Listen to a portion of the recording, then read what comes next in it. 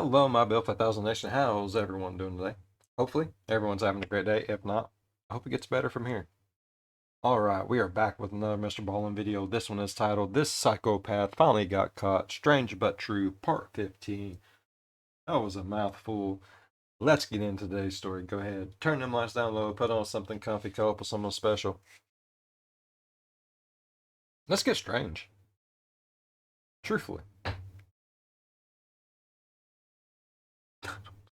Sometimes the truth is stranger than fiction, and today we're going to look at 3 stories that demonstrate that. But you know, whenever I first heard Truth is Stranger Than Fiction, I was like, nah, I'm pretty sure I can come up with some pretty stupid shit. MrBallen has proven me wrong. Yeah, on more than one occasion. But before we get into today's stories, if you're a fan of the strange, dark, and mysterious delivered in story format, then you've come to the right channel because that's all we do, and we upload 2 or 3 times every week. So if that's of interest to you, older one, but not real old, please invite the like button to come to the cinema with you to see a movie they really want to see, but then proceed to talk incessantly to them throughout the entire movie, and about halfway through, spoil the ending. Also, please subscribe to our channel and turn on all notifications so you don't miss any of our weekly uploads. All right, let's get into today's stories. poor like button. It's treated like shit. Oh god. In October of 2014, a 35-year-old woman, who we'll call Olivia, met her husband for lunch at a restaurant in Western New York. The couple had not originally planned to stay at this restaurant for very long, but one thing led to another. They were having a nice time, and before long, it was 6 p.m., and they had been there for 6 hours. And over those 6 hours, both... I don't think I have ever spent 6 hours in a diner. Now, I have spent a couple hours in an all-you-can-eat buffet, but I don't think I've ever spent 6 hours in a diner. I don't care how good the conversation is, I'd get bored. Both of them had had a lot to eat, lots of bread and pasta and cakes and all sorts of stuff, and they had had some alcohol, but not very much. Olivia had Oh, it's getting toasty. been careful to only have 4 drinks over those 6 hours because she wanted to be able to drive. And her husband similarly limited his drinking so he'd be safe to drive. And so after they got the check and they paid for their meal, they both hopped in their respective cars and they began driving home. As Olivia was making her way home, she unfortunately got a flat tire, and so she pulled off to the side of the road and she called roadside assistance. As she was waiting for help to show up, another motorist happened to drive by and they misunderstood what was happening. They saw Olivia standing outside of her car with the tire popped off, and they thought she'd been in an accident. And so they called the police and reported it. And so the police show up a few minutes later, they pull up right behind Olivia, and when they get out, they ask her, are you okay? Do you need any help? And she would say, oh no, I just had a flat tire. I'm totally fine. Thank you for stopping though. But the police, as they're listening to her speak, they see her eyes look kind of glassy and glazed over like she's drunk. And as she was speaking, they could have sworn she was slurring her words.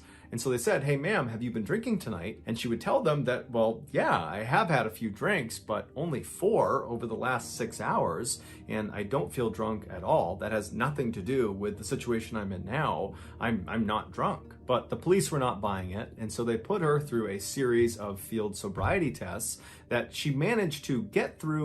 I mean, okay, in the cops' defense, though, if it smells like a brewery, tastes like a brewery, you might be a little drunk. No, I'm sure they probably did smell alcohol. I'm sure they probably think she's drunk. Like, oh, yeah. Old Lush over here did something stupid. Trying to just be like, oh no, it's this flat tire. Nah, we know better. But she struggled with enough that it sent up some red flags. And so they made her blow into a breathalyzer. A breathalyzer is a device that uses your breath to register how much alcohol is in your system, also known as your blood alcohol content, or BAC for short. BAC is scored as a percentage out of 100. And while no one should ever get behind the wheel of a vehicle if they are impaired, it is the case that in America, you are allowed legally to operate a vehicle if your BAC is 0.08% or lower. For reference, if a 160-pound female consumed about 3 alcoholic drinks, maybe a little bit more, in the course of an hour, she would most likely have a 0.08% BAC. If that same 160-pound female were to consume, let's say, 8 alcoholic drinks over the course of an hour, she would definitely not be allowed to legally operate a vehicle because she would be very, very drunk. Her BAC would have spiked to 0.2%, which would put her in the range where she would most likely have alcohol poisoning and eventually she would most likely lose consciousness. If this same 160-pound female... Damn. So what happens if you get to 100%? Are you dead? Are you just alcohol? Are you pure grain? You become moonshine? Were to consume 13 alcoholic drinks over the course of an hour, her BAC would jump all the way up to 0.4%, where she's not just drunk and unable to operate a vehicle. At that level, you're talking about potentially dying from consuming that much alcohol. Oh, fuck. When Olivia blew into this breathalyzer, she... At 0.4? I don't understand this point system. I really don't. Okay, so like if you blow like one, is it all just points? I don't understand alcohol breathing test things. fully expected that she would be below the 0.08% legal limit, because after all, she'd only had 4 alcoholic drinks over a 6-hour period, and so that would put her well below that legal limit. But that was not the case. She blew a staggering 0.33%. The cops couldn't believe what they were looking at because they're looking at Olivia and they're thinking at that level, she should be somewhere between losing consciousness and dying. But here she is just standing there talking. I just picture that in my head. I don't know why. I do things like that sometimes. But I just breathe into it. Just yeah.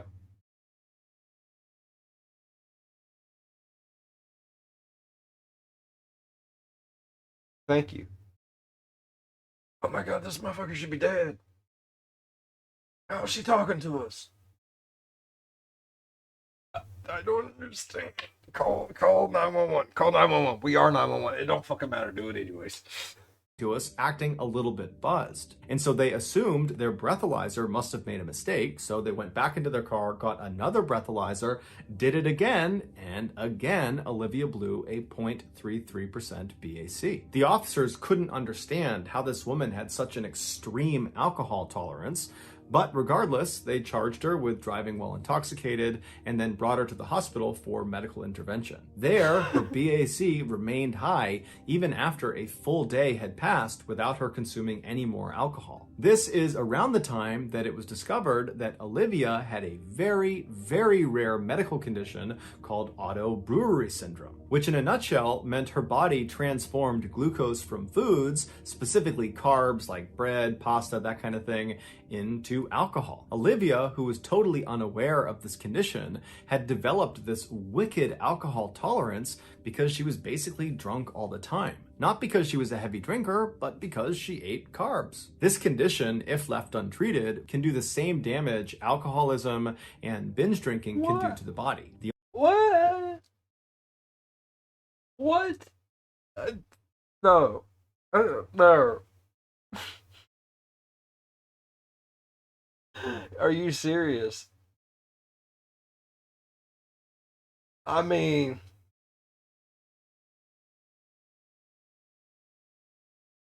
okay. So she's that one person in the world that when you invite her to a party and she brings drinks, she brings a loaf of bread. Okay. Okay. Cool. That's fucking awful and hilariously great all at the same time. This poor lady has been perpetually drunk for so long. You don't even realize. Stops eating carbs, instantly sobers up, thinks her husband's a lot uglier than what he was. Stops eating carbs. What did I do with my life? Cooking breads at Gateway Drive.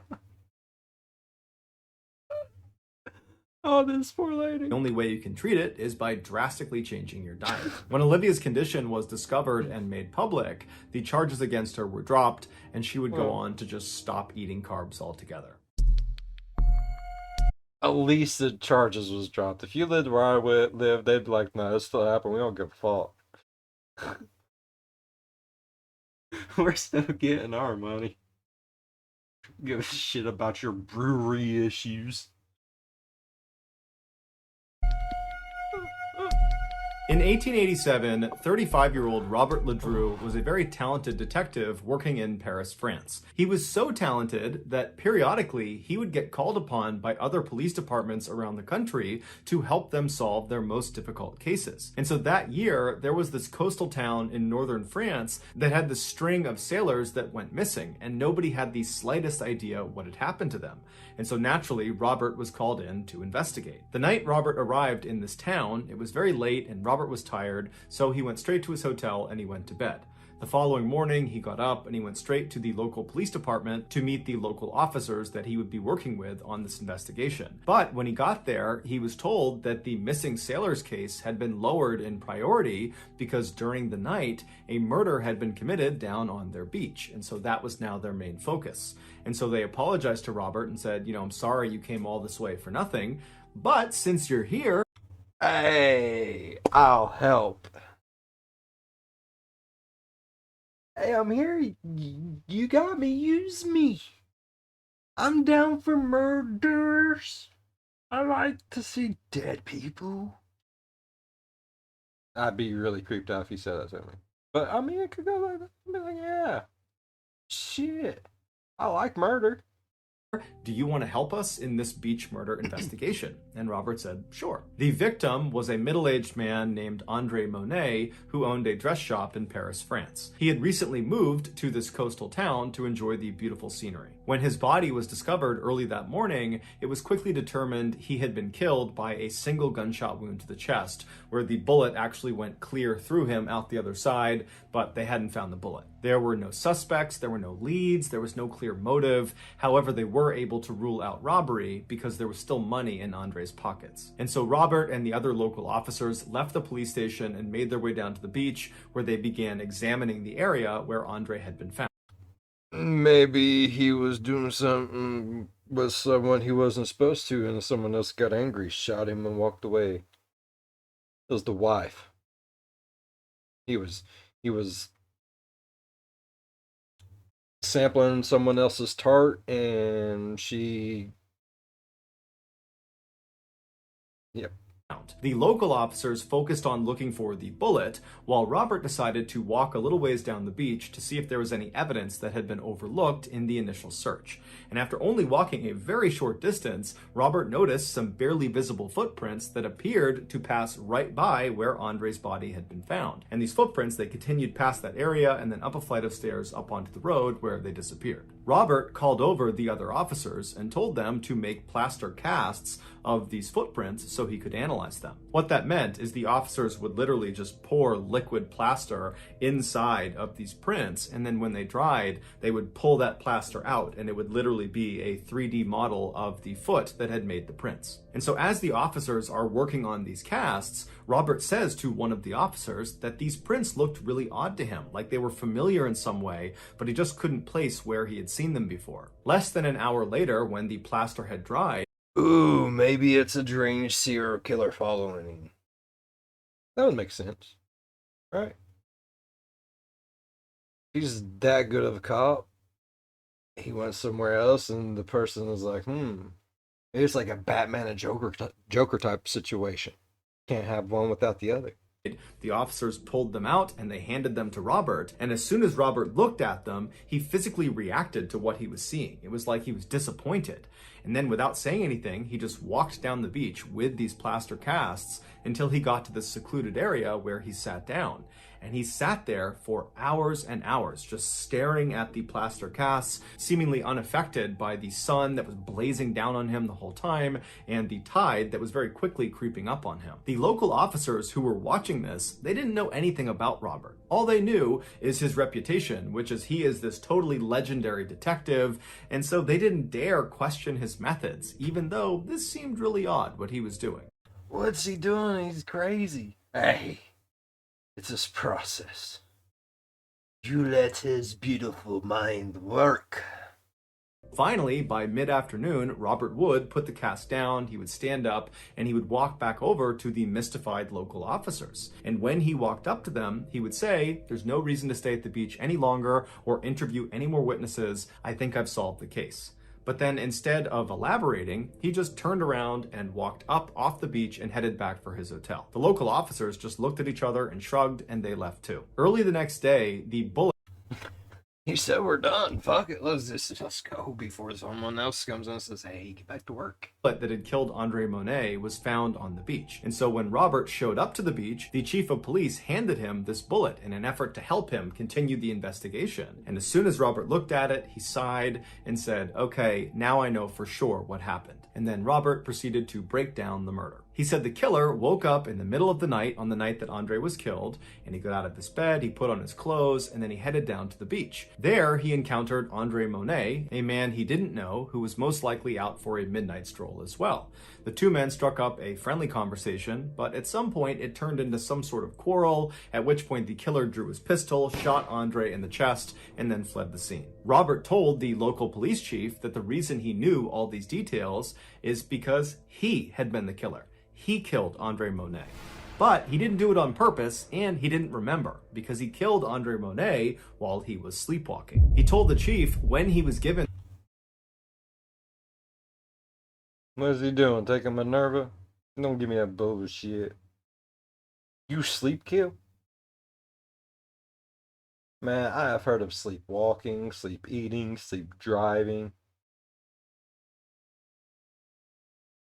Sleep, wham bam, thank you ma'am.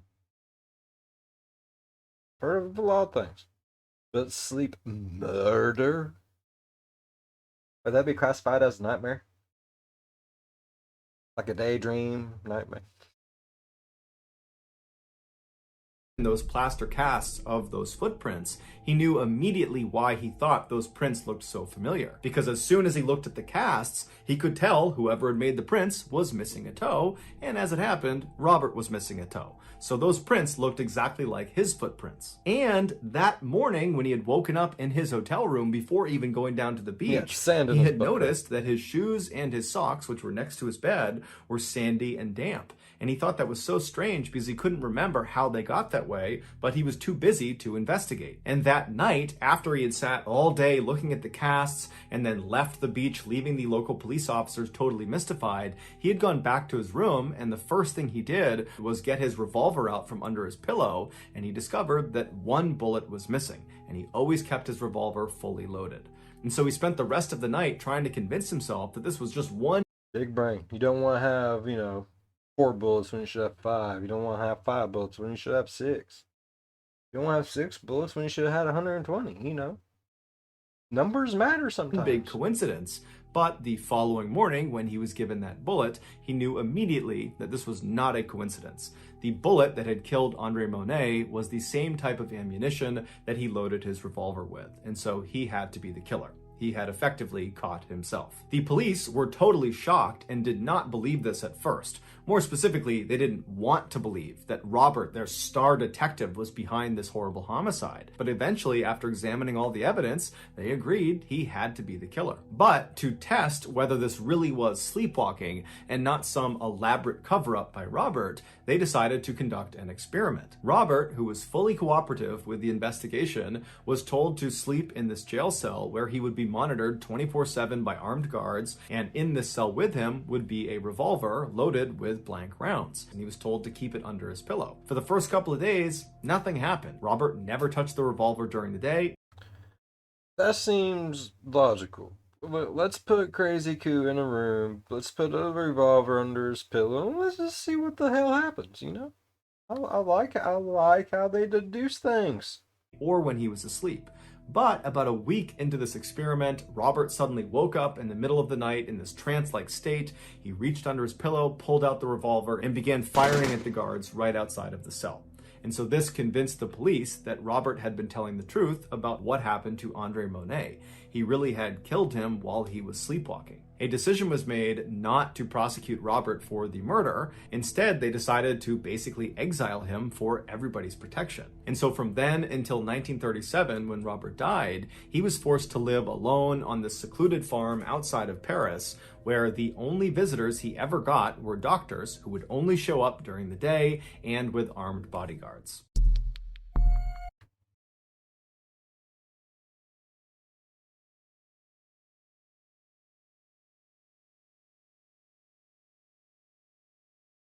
So what you're telling me is if somehow I go to sleep and I kill someone while asleep, I'm going to get a butt ton of land with a cabin in the middle of it, and people are going to bring me things?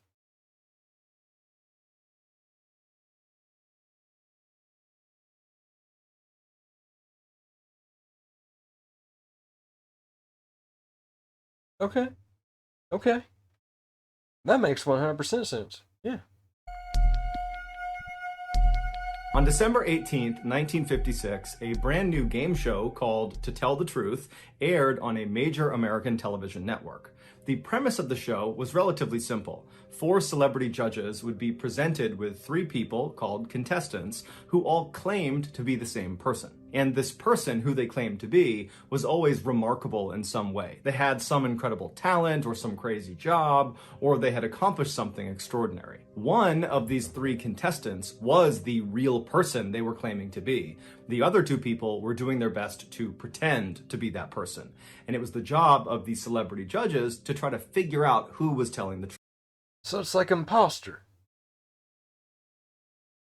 So this is like OG imposter. Right? Yeah. Has to be. So for a set amount of time on the show, the celebrity judges would ask the contestants questions about their background and try to figure out, who was who. And then at the end of the time, the celebrities would cast a vote about who they thought was the real remarkable person. And whoever got voted off got flung out into space. It's imposter. The votes were tallied up, the host would have the real remarkable person stand up to reveal themselves, and the entire audience would go crazy, and that was the show. And the show became quite popular. So popular, in fact, that today, nearly 70 years later, it's still on the air. And over this show's very long history, virtually all the episodes are pretty similar. It's a pretty redundant show.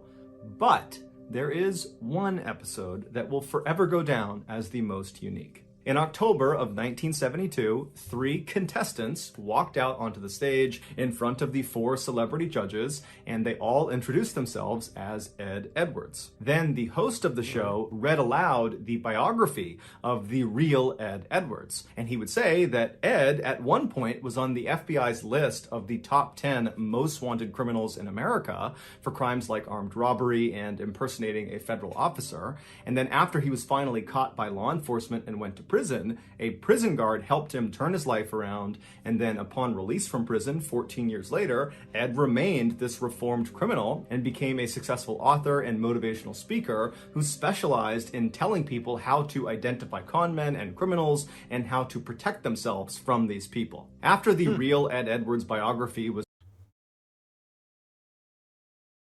Okay.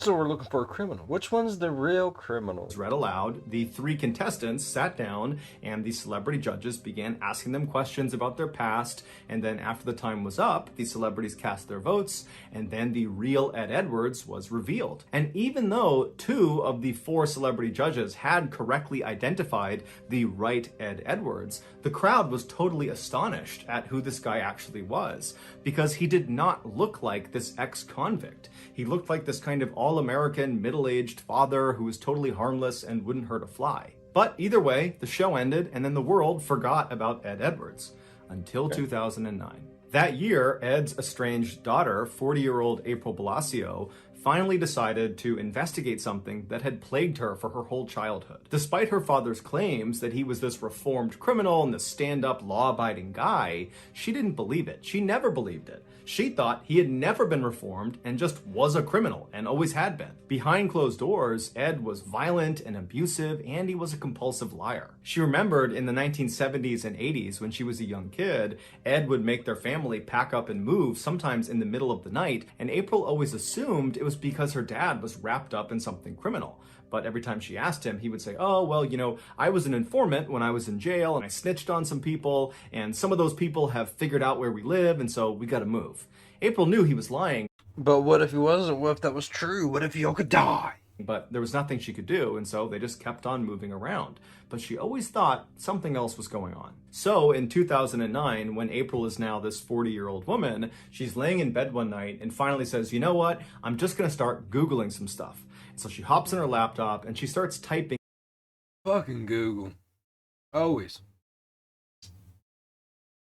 in the different names of towns that she and her family lived in as a kid, and then after she'd write the name of the town, she'd write unsolved mystery or unsolved crime, and she would see if anything popped up. And so as she began looking, she found one in 1980. It was an unsolved murder in a town called Watertown, Wisconsin, that happened right around the time that her family very briefly lived in this town. There was this young teenage couple that had left this wedding, and they had driven down this dead-end road, and they were just kind of enjoying each other's company, when an unknown assailant who matched the description of Ed Edwards walked up to their car, broke in, shot them both to death, and then disappeared. And so on a hunch, April called the Watertown Police Department the following day and told them that, I think my father might have been responsible for this double homicide. It's just a hunch, but he matches the description. We were there in this very small window of time when it happened. And so the police said, okay, we'll go have a look. And so the Watertown police, they tracked down Ed Edwards, who was living in Kentucky at the time, and they got him to give them a DNA sample.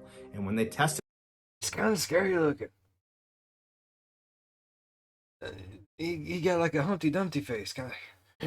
the DNA sample, it matched the samples that were taken at the crime scene in 1980. And so Ed Edwards, he was arrested and brought back to Wisconsin, and as soon as he was in custody, he confessed to the murder. And then he requested the death penalty. But he was told the maximum punishment for this crime was life in prison. Ed didn't like this, and so he confessed to another double homicide from 1977 in Ohio, where he killed another teenage couple, thinking that would give him the death penalty. But through a loophole, they said, well, actually, that still won't get you the death penalty. You're still facing life in prison. And so frustrated, Ed revealed a third murder he had perpetrated. In 1996, he had killed his own foster son for the insurance money.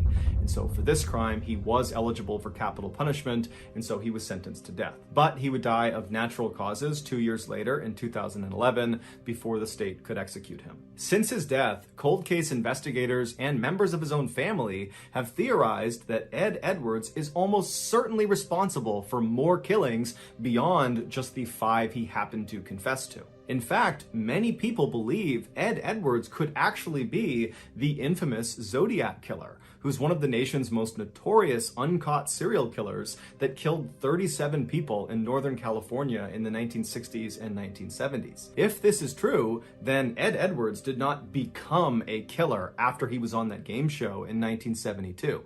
No, when he showed up for that game show and stood in front of the audience and smiled and answered questions to the celebrity panelists, at that time, as you're watching him on TV, he would have already been a seasoned serial killer with dozens and dozens of victims. But Ed stopped confessing to murders after that third confession because he was just kind of using those murders as bargaining chips to get what he wanted, the death penalty.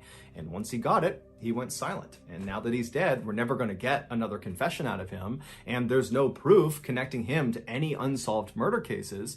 And so, unfortunately, it's unlikely we'll ever know the full extent of Ed's reign of terror. So that's going to do it, guys. If you found the secret in today's episode, Holy shit. Okay, that one, that last. Why do you want the death penalty so bad? Was it because he's dying? Like, did he have something? He's like, I know I'm dying. Give me the death penalty and let's just get this shit over with. Was it like something like that, or was he running from something? Did he actually commit these murders, or did someone else commit them and he just knows about them?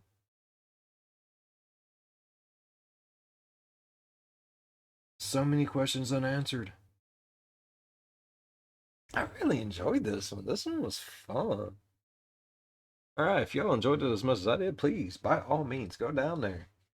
Tickle that like button's belly. Yeah, give it a good tickle tickle. No, go down there, smash that like button. Let me know how much y'all liked it. Hey, and if you're a fan of the spooky, scary, strange, deranged, strange but true, come on down. I ain't gonna lie, dude. I ain't got no reason to. Alright, as always, be good one another. I'll see you in the next one. Bye-bye.